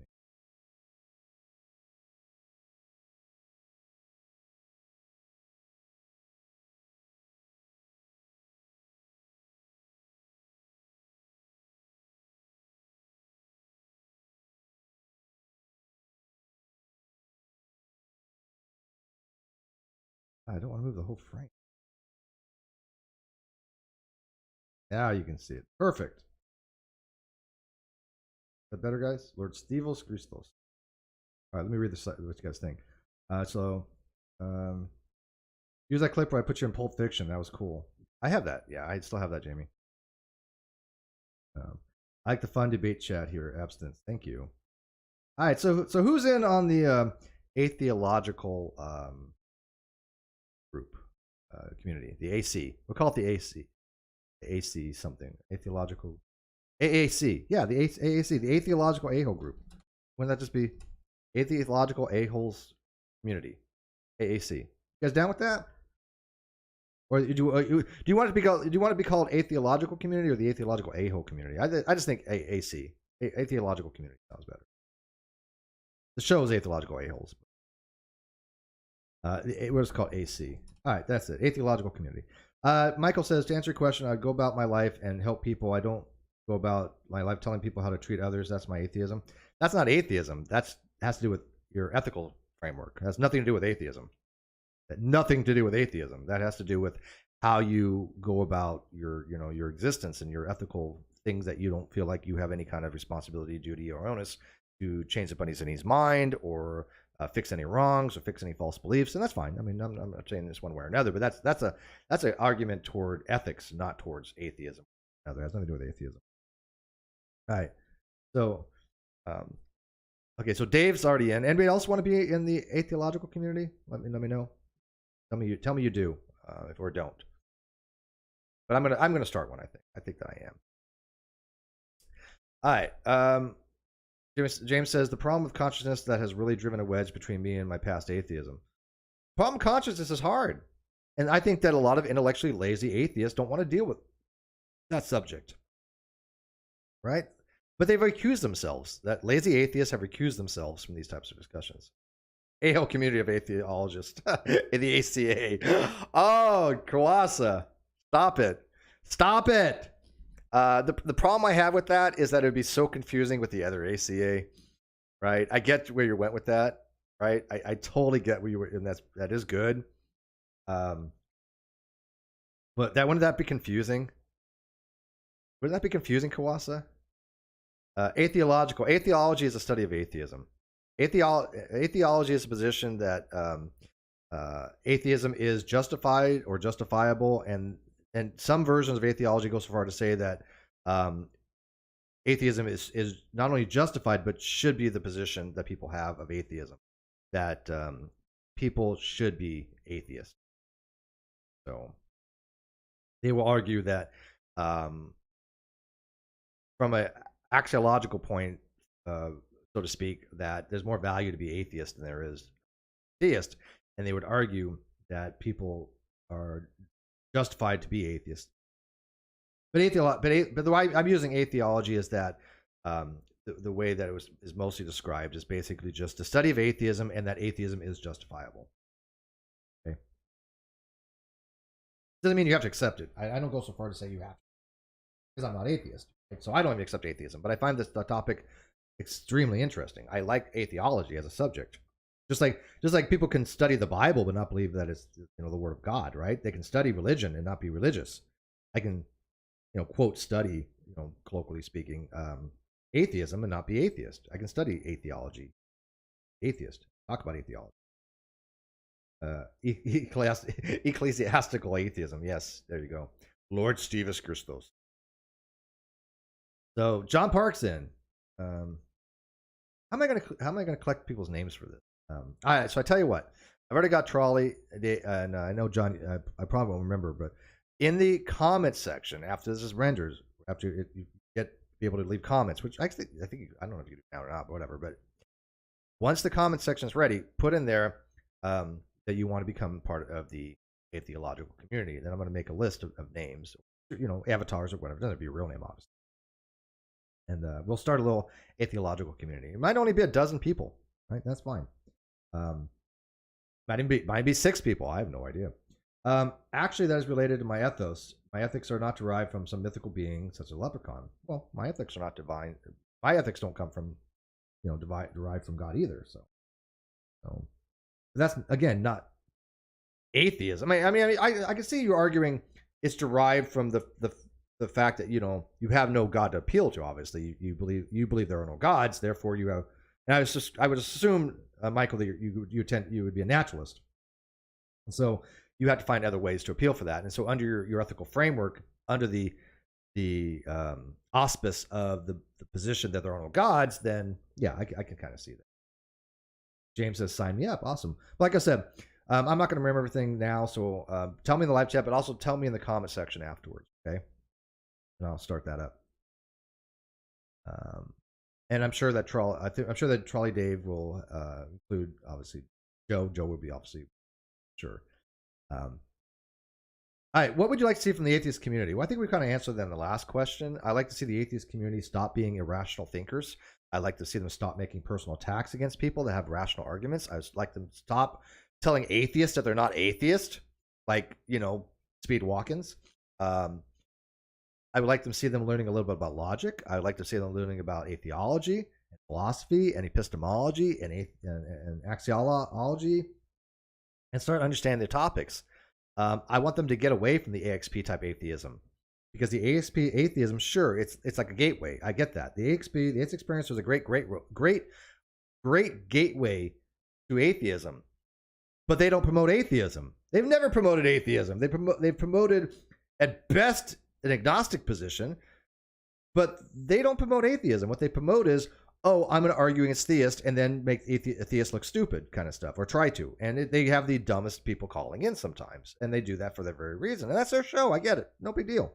Look, we have people come on non sequitur that just, obviously have some odd beliefs. But the atheist experience never promoted atheism. Maybe at the very, very initially, but they sure haven't promoted atheism in a very, very long time. So I want atheist community to get away from the Jimmy Snows of the world, the Matt Dillahunties of the world, the Aaron Raws of the world, who do not promote atheism. If you want to be an atheist and you want to promote atheism, then if you want to find people that promote that kind of stuff, read Malik. Oh, not Malik. I'm sorry. Read Mackey. Read Mackey. His writings are brilliant on that. So Mackey has some great arguments for atheism. Read Oppie. Graham Oppie has some brilliant arguments for atheism. Those are the people that you should be appealing to, right? Actual, full-on atheists that believe there are no gods and can explain why. Why would you want to appeal to a organization where they'll say they believe there are no gods? Like Matt believes there are no gods, but he won't argue for it very well, if at all. He just defaults to lack of belief, which I believe is dishonest.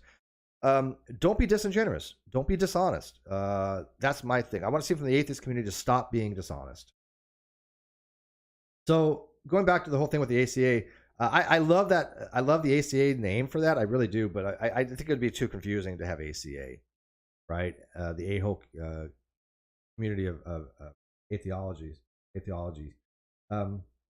Now you can do that. Don't be wrong. Throw that in there every so often because I think it's funny. But I'm just gonna. I don't know, man.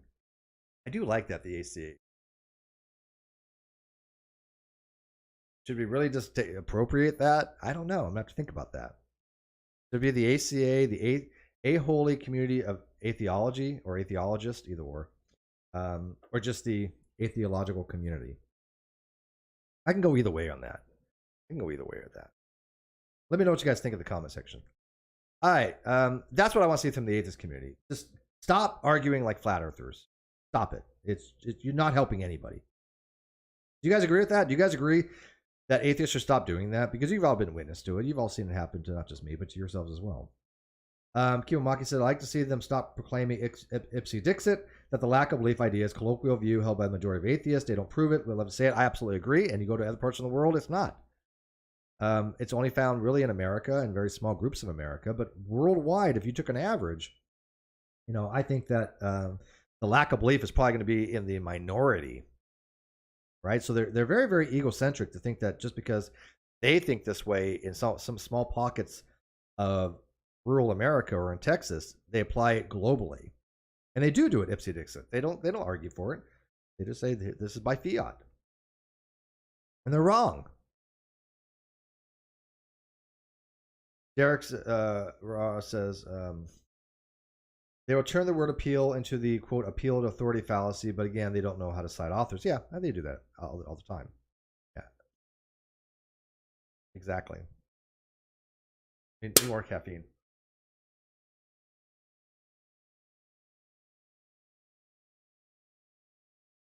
All right, number 8.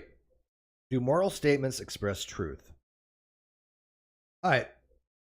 There's really two ways to look at two main categories of this question.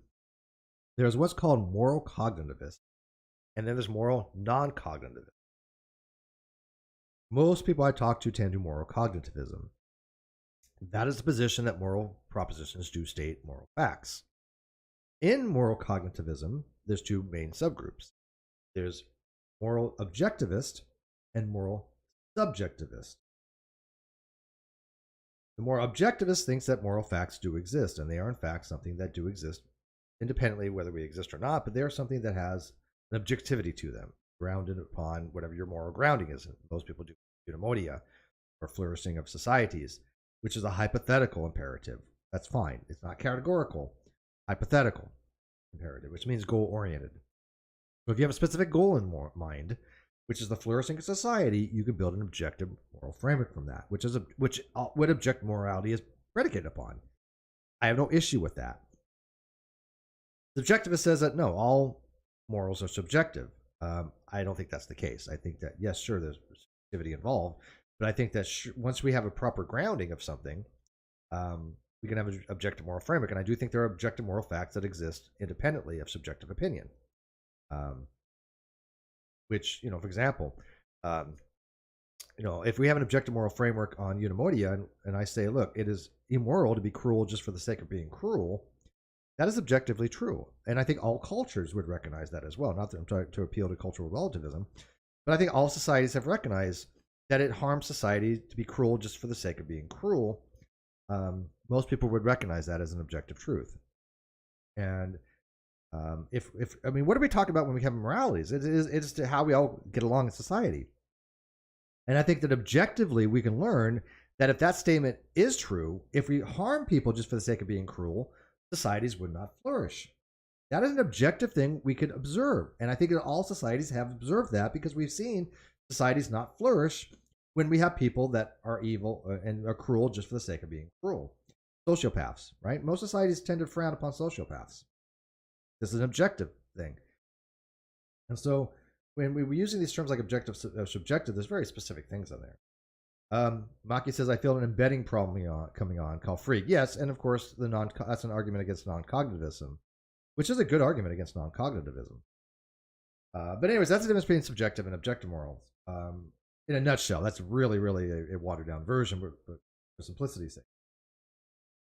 But the moral non-cognitivist says that there's really there are more moral anti-realists that says, look, no, moral propositions are not truth apt. They don't express moral facts. They express something else. The prescriptivist would say stealing is wrong. It's inferred and interpreted to be don't steal. It's prescribing an action. Don't steal. So there's really no moral fact of the matter to be had. There's no truth maker that makes a statement, stealing is wrong, true or false. Therefore, it's not truth apt. There's no truth maker that exists there. There's nothing that's a truth bearer there. It's not truth bearing. And so if something's not truth bearing because it has no truth maker that makes it the case, the non-cognitivists will have to find some other reason to talk about moral theology or moral conditions. So, one of the, which again, prescriptivism. Another one being motivism, or some people call it the booyah theory. But a motivist would argue stealing is wrong does not express proposition. What it is an emotional disposition. It is an attitude. Bad stealing. Stealing is bad. Boo, don't steal. Not even stealing is bad. It's propositional. It's more boo. Yeah, emotivism would not be stealing is bad. Motivism would be boo, stealing. Or something that's permissible, stealing, yay. That's why it's called booyah theory, right? Or booyah theory. Because it expresses an emotional things. And most non-cognitivists would probably to some degree say that these moral statements are attitudes towards something rather than propositional. And so the moral non-cognitivist has a problem, though. As Mackey pointed out, the embedding problem. How is it can you get in these arguments any kind of coherent, any kind of meaning out of them if these things do not express something propositionally, right? How can I make a moral argument about stealing if there's no more propositional thing there other than boo stealing? There's an embedding problem. You can't embed it in these arguments. And Geach-Frege had pointed that out. It's called the Frege-Geach embedding problem. And I think it is a good argument against non-cognitivism because you can't embed them in some kind of logical argument. But that's still the two groups. Now, I am a moral cognitivist. I do tend to objective morality. That doesn't mean that there are not morals that are not subjective. Of course, there's subjective morality. But all objective morality requires is one objective moral fact that exists independently of anything else. And I think I think they do exist. I think there's more than just one. I think, and again, they're always true, regardless of your feelings. And again, just like A equals A is true regardless of your feelings. A equals A is true. And somebody says, well, I don't believe A equals A. Okay, well, that doesn't matter. It doesn't change the fact that A equals A, right? You can subjectively believe that it's not. You can subjectively believe that an objective moral fact is not objectively a moral fact. Doesn't mean that it isn't. It means that you have a different take on it. So what? Doesn't change the fact that it is still an objective moral fact because everybody can discover it. Every society out there has discovered that if you're cruel to be the sake of cruel, for example, here's an objective moral fact. If everybody commit murder, societies won't flourish. If we all out killing each other, right, and everybody dies, you just kill the society. Your flourishing has ended. You have ended the society. It is an objective fact that if everybody killed each other, we would not flourish. That is objective. There is no subjective opinion of that. It doesn't matter whether you believe that or not. It's objectively the case, right? So it is objective moral fact that doing that would not lead to human flourishing. So once you ground something, that's how you have these objective statements. So yes, I do believe that moral statements express truth. And I do believe that there are moral facts. And by the way, a lot of people that say, I'm a moral subjectivist, but moral statements don't express truth. I don't know what that means. That's weird. Contradiction there. Because moral subjectivists is the position that there are moral facts, but they're not objective. They are based upon something else other than an objective standing. They're just based on feelings or dispositions. And not even that, because that would be truly more of a moral non-cognitivist. But they're based upon subjective evaluations. Would be a way to put it.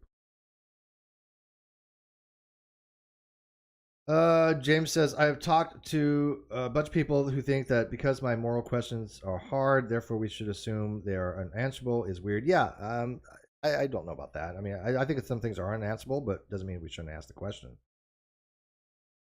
But is it obligatory or just prudent? Well, there's a case to be made for that each, Jamie, right? It'd be obligatory in the fact that if you are grounded in that particular goal to have human flourishing, it is an obligation, right? It is a moral obligation not to kill someone if you're grounding it on eudaimonia. If you're grounding it on, hey, I want all societies to be destructive, and I want all societies to be, destroyed, then no, you don't have a moral obligation there. But then again, what are we talking about with morality then? The whole point of grounding morality in eudaimonia is because why else would we be talking about morality of the right and wrong actions, right? I mean, do we want a society where people think right and wrong actions are just predicated upon whatever you want them to be? Because if that's the case, why do we have laws? Why do we obey laws? Is it just because we don't want to have the ramifications if we violate a law? We don't want to be punished. Is that the reason why we have laws? Do you not break laws merely because there's laws against it? Sure, there might be some. I don't want to jaywalk here because there's a cop sitting there and I don't want to get arrested or get a ticket. Sure. And if there's no cop around, I might jaywalk, right? Big deal. But I don't go around not killing people because there's a law against it. I just don't go around killing people because I don't want to go around killing people, right? I just think it's unethical to do.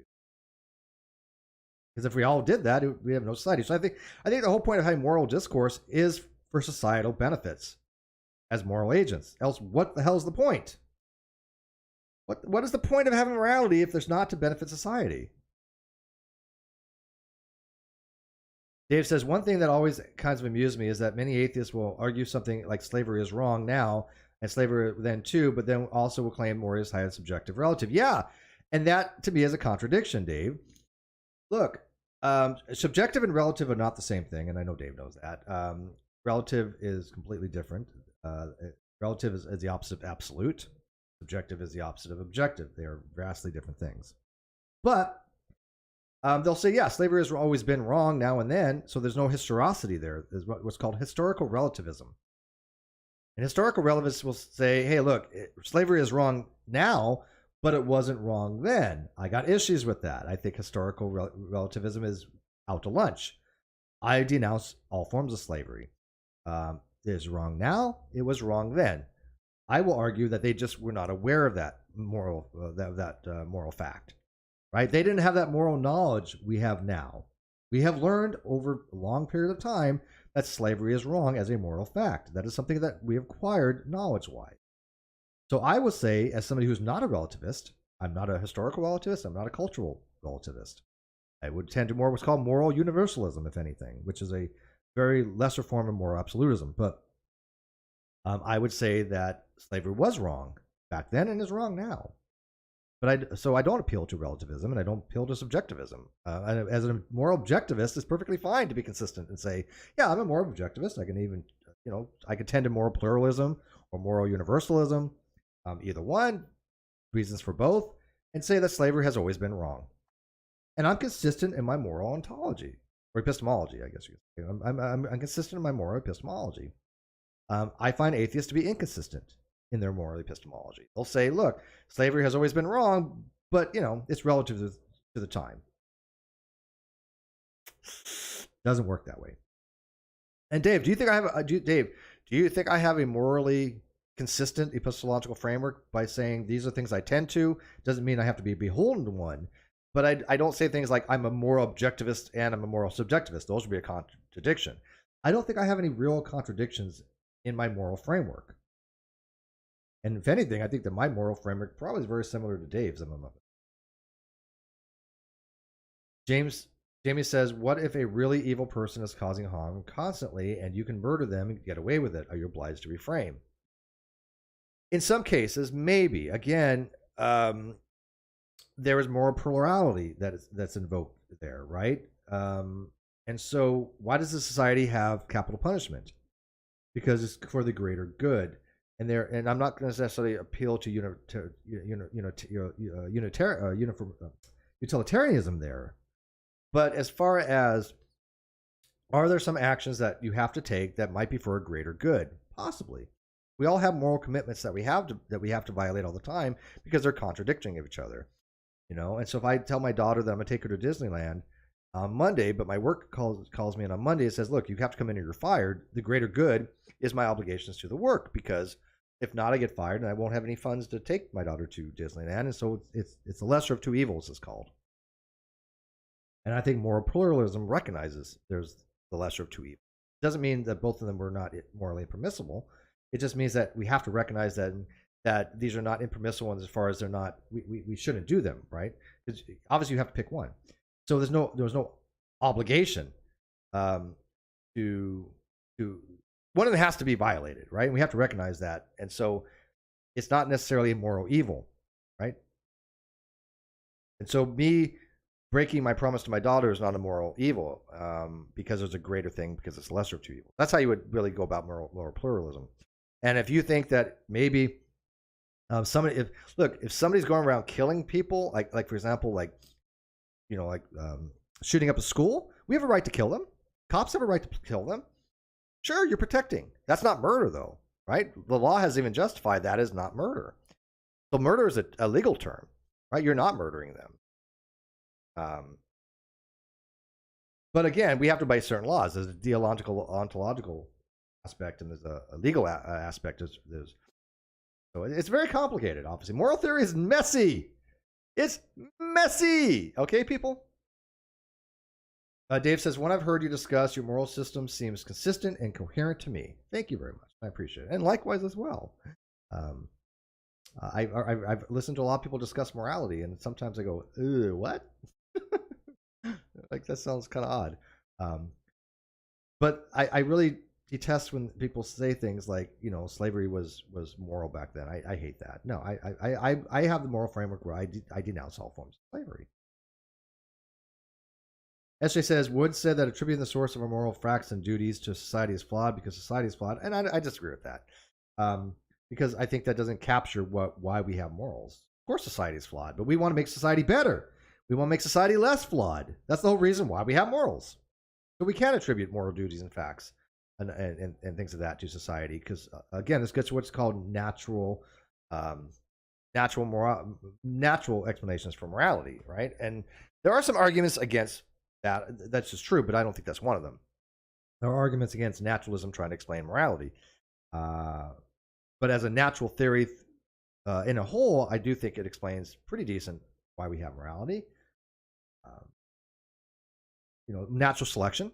There's arguments for natural selection of why we have these types of morals. Now, again, there's always some criticisms that exist there, but I don't think that's one of them. Excuse me. 1 second here. I just want to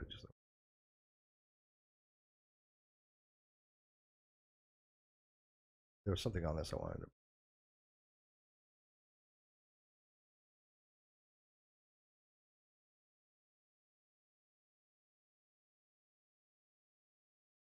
Never mind. I lost my live chat. There we go. All right, so yeah. See, I just don't think that's a really good argument, because again, we know society's flawed. So what? Laws are flawed too, right? There are laws out there that are flawed, but we try to make them better. But I think that evolutionary naturalism, that is an explanation for our moral framework, is sufficient. That we recognize that as a society, if we would do these things, then society would cease to exist. And I think that's the whole point of having morality, is how we get along. If we didn't have to get along, why would we need morals? Now there's something to be said as like ethics. Like, can you do something unethical if there's no harm to anybody else? If I was to harm myself in some way where it has no effect on anybody else, am I committing an immoral act? Right? And it's hard for me to justify saying that's an immoral act, because immorals are how you involve other people. Can you do something that is immoral if there's nobody else around? Right? Because even in these cultures where they say, well, showing ankle is immoral, or being nude is walking down the street is immoral, right? Well, we all shower naked, right? So it's clearly not immoral to be naked, but it's immoral to be naked in society or certain societies if that's to have laws against it. Well, at least, if you I'm not trying to appeal to cultural relativism, but I'm just saying that they argue that, right? They argue from either a legal standpoint or just cultural relativism. Is in their culture, they argue that you shouldn't show ankles. I think that never is immoral. I think that's never an immoral act. But because I just don't think there's any truth maker to be had there. I think it's completely just random. I just want to make this rule up, kind of thing. But being naked in itself is clearly not immoral. We've all been naked. Not mistaken, we all came in the world that way.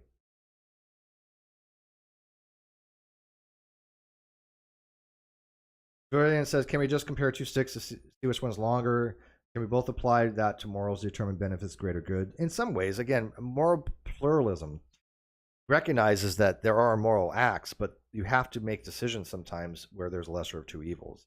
And so there's no condemnation for it. They're not morally evil because you had to do it, right? And if you're morally obliged to do something, then it cannot be an evil act. So I do tend to moral pluralism quite a bit. The Science Ultimatum with Jason Torn, are you a moral realist? I do tend to moral realism, yes. I would say I'm a moral realist. But but SJ was talking about society, and it's just like, look, I could argue that there is no absolute moral right or wrong based upon evolutionary naturalism. Sure, I can go with that. But I don't argue moral absolutism anyways. I think moral absolutism is something I just don't agree with moral absolutism. So I don't think there's any way to argue moral absolutism from a evolutionary moral point of view. But I do think there's a way to argue moral objective morality from evolutionary morality. But again, there's people out there that argue against that. Some people have argued. I think it was Mackey. Mackey had argued that there's no way to really argue objective morality from a naturalistic viewpoint, or especially an evolutionary naturalistic viewpoint. And so he argued, if I'm mistaken, that if objective morality did exist, it would be from God. I don't know why this is showing this. Oh, yeah, because I had my live chat. I'm trying to get my live chat back. I lost my live chat there for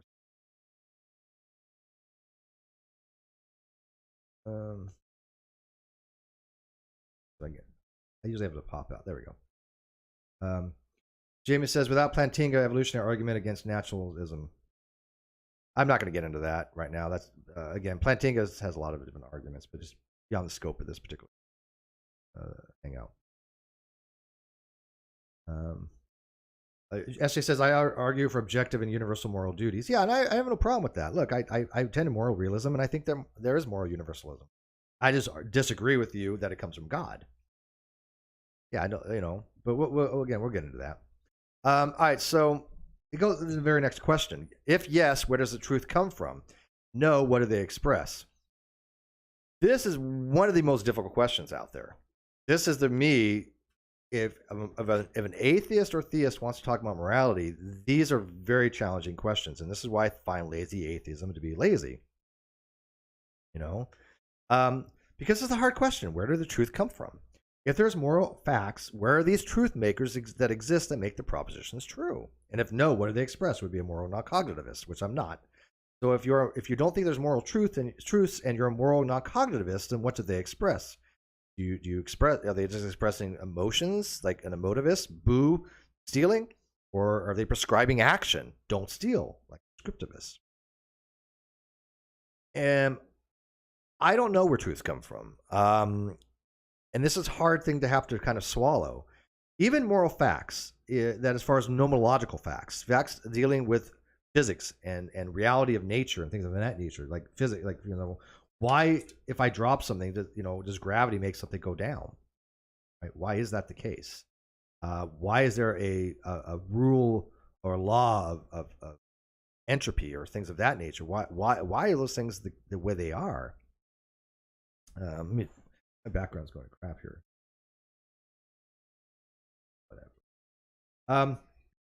Where do those facts reside? What's the truth maker? Even though they exist ontologically, right? If I say, what makes it this to be the case, and I say, well, it's this case because of some condition, a truth condition that exists that makes it the case, okay. Or if there's a truth maker that makes it the case, why is this a circle? Well, circles are round. This is round. That makes it a circle. There's something that is the case that makes a fact that shows something to be true. But where do those truths come from? I don't know. I really have no idea.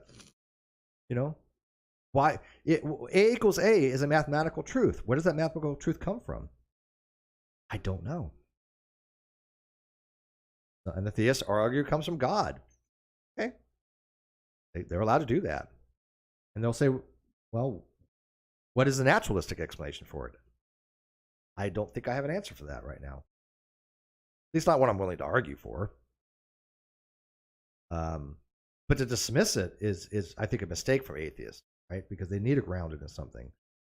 Well, what is the grounding for mathematical truths? You can argue from Platonic realism, right? Platonic realism would be one way to get around that. Platonic realism is an answer to this question, if for forms at least.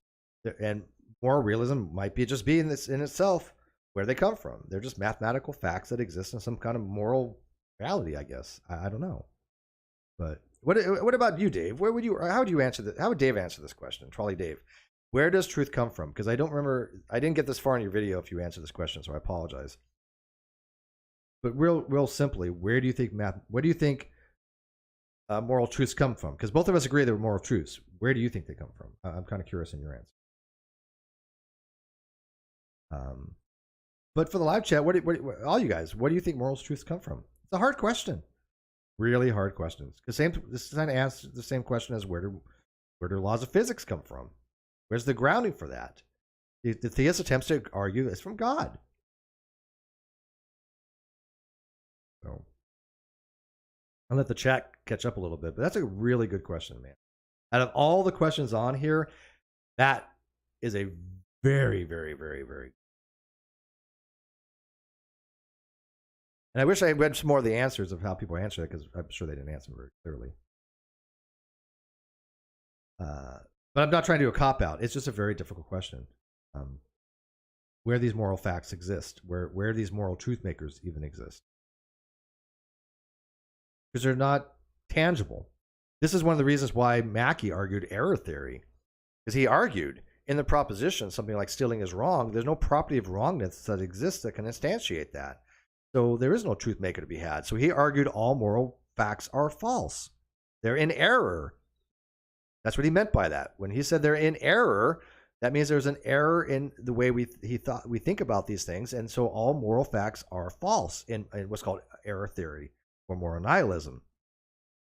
And there's different ways of describing moral nihilism, because there's more than just one version. But one of the versions of moral nihilism is called error theory, and sometimes they're used synonymously.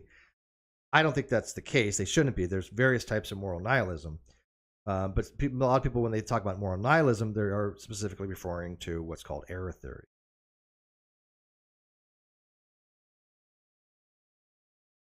Jamie Russell, From the One Who Is. That sounds like a book that Kenny Rhodes wrote. He wrote a book called The One Who Is, isn't he? Kimamaki says dispensational versus non-current. That would be referring to beliefs. I don't know if you're asking me that question. Dispensational beliefs rather than on-current beliefs. And Dave said, I agree.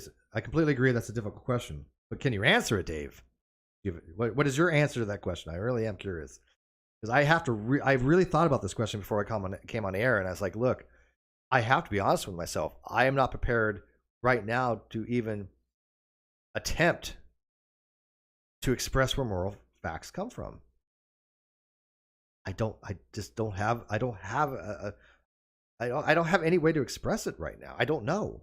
So but I'm willing to have you guys tell me if Dave has an answer to that question. I might adopt his if he has a good enough one. But the theists have it easy there, right? This is one thing I do think the theists have it much easier on. Moral truths come from God. Okay. That at least, I mean, that's not inconsistent. Whether it's explanatory or not, might want to argue, but it's not. If that's the case, it's certainly reasonable. Dave said, oops, I hit send too early. At the moment, I lean towards them being the products of rationality and our ability to be rational beings, something akin to Kantianism, but I don't have a good answer. And I can understand that. Yeah, I mean, I totally agree with that, Dave, but the problem is I'm just not convinced that answers the question, though. Because as a moral realist, there has to be more. I hate use the word concreteness, because it's not really concrete. But these things have to exist independently of us, right? A moral fact has to exist independently of us because they're not contingent upon minds. So where do they exist? Does A equals A stop being true if all people cease to exist? If the universe ceased to exist, would A equals A stop being a fact? I just don't see how it could stop being a fact. But even if there's nothing, once that proposition is there, once that equality is there, it always is a fact. It has, this is why people argue that transcendental arguments that A equals A always has to be the truth, no matter what, even if nothing exists.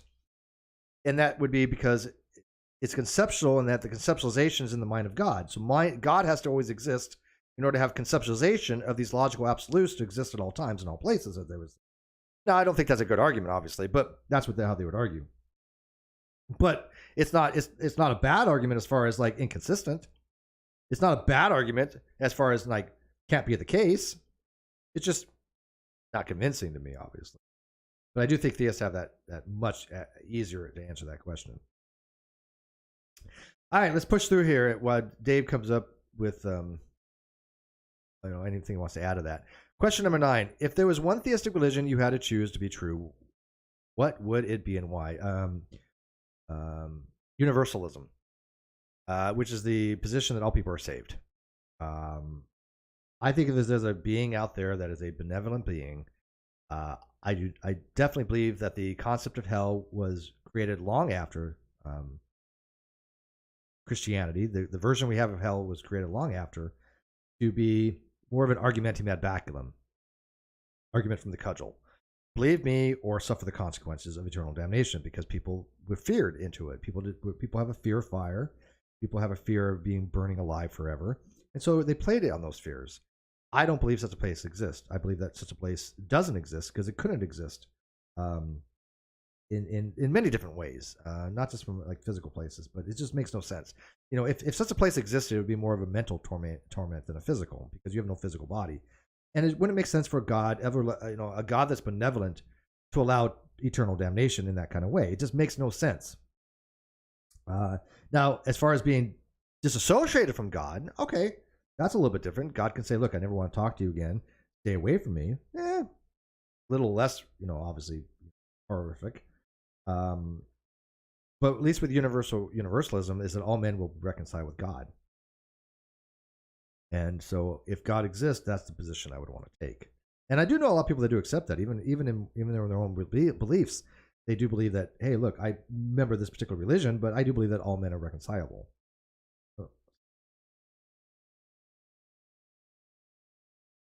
Each cell says that the illusion of a scary blue robot light face ceases to exist if real Steve is full of yeah. Yes, it does cease to exist. This has no ontological presence.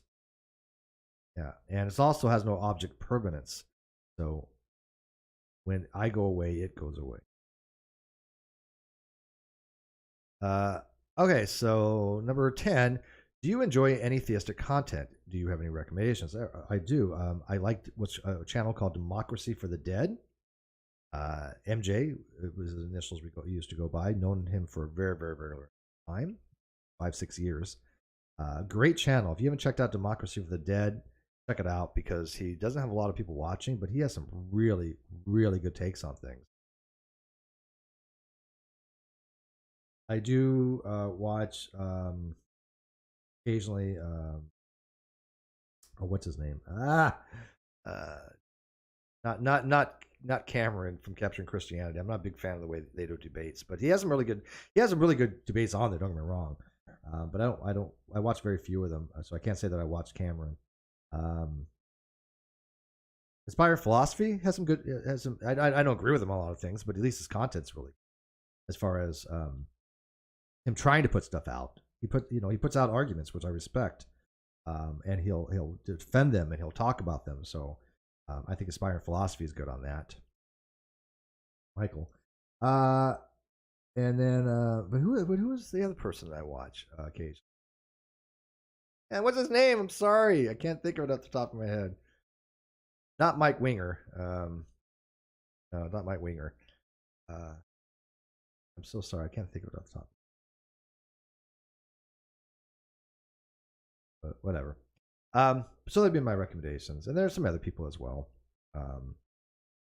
But again, I'm more of a piecemeal kind of guy.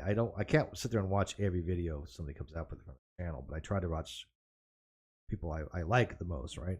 Like most, like Aaron EKC people suck. I watch 90% of what she puts out. But when it comes to theist, I'm not going to watch 90% of the theist stuff. I'm going to watch piecemeal. Do you guys have any theist channels that you guys watch? Trent Horn. I do know the name, but I can't think.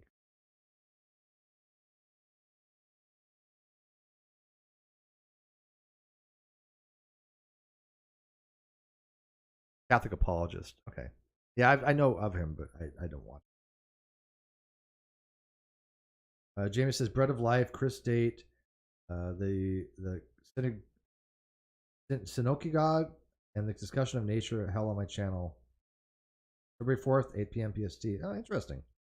All right, check it out. Cool. Yeah, by the way, promote your stuff. James says, I can only be a universalist if I believe in an afterlife and a God that cares about suffering. Agreed. Absolutely right. Oh, Randall Rouser. Yeah, look, I think Randall Rouser he's a grenade thrower. And I think that a lot of his arguments are not that great. But as far as philosophy, he definitely knows his stuff, obviously. He's an expert in philosophy. And he's entertaining. I happen to like Randall Rouser. Yes, very good. Go watch Randall Rouser. Like I said, you don't have to agree with him. There's a lot of stuff I don't agree with him on. And actually, I have a shout out S.A. Thomason. Go watch her stuff. She has some really good discussions sometimes. And she does a good job on moderating discussions. And I don't have to agree with her. I don't have to agree with some of the people that come on her show. But as far as a theist content, yeah, I definitely endorse S.A. Thomason. People say, well, there's a lot of people that say, well, S.J. is a troll or this, or that, whatever. And look, even if that was the case, which I clearly don't believe, because I think she really does believe this stuff, and so she's not willfully trying to troll. And so that's to me, that's not a troll. She just, I think, gets things wrong, but she tries, and I think she really does believe these things, and that's the most you can ask for. And so she's entertaining. She's like I said, she has good discussions on her channel. So if somebody says, well, how can you listen to SJ? She's wrong about everything. So what? You think she's wrong about everything? Listen to her and then explain why she's wrong. That's what atheologists should do, right? If an atheologist says, look, I want to promote atheism or I want to talk about atheism, then I'm going to find content that I find to have mistakes. Here's that, I'm going to say SJ Thomason, he's made a mistake here. She will correct. I've seen SJ do it. Real time, I've seen SJ say, yeah, you know what? I screwed up there. I'm going to fix that. What else do you want? That's not the action of a troll. So yes, I do endorse watching S.A. Thomason stuff. Well, I mean, people like Milo says SJ is indeed dishonest. Again, that's, you guys would have to sit there and argue back and forth about what is being dishonest about, right? Do I think she's wrong in certain things? Sure, but I don't think she goes out of her way to be dishonest. I don't think she lies for Jesus. I just don't. I could be wrong on that. But I haven't seen that. There are people that lie for Jesus. There was a video I just watched by Creationist Myths. Great video. Called Dr. Nathaniel Jeanson, who had been a guest on the Non Sequitur show, thinks you are stupid.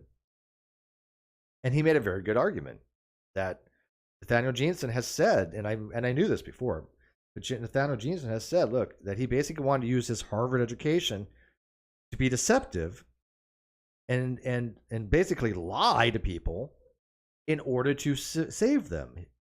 He believes that is the greater good.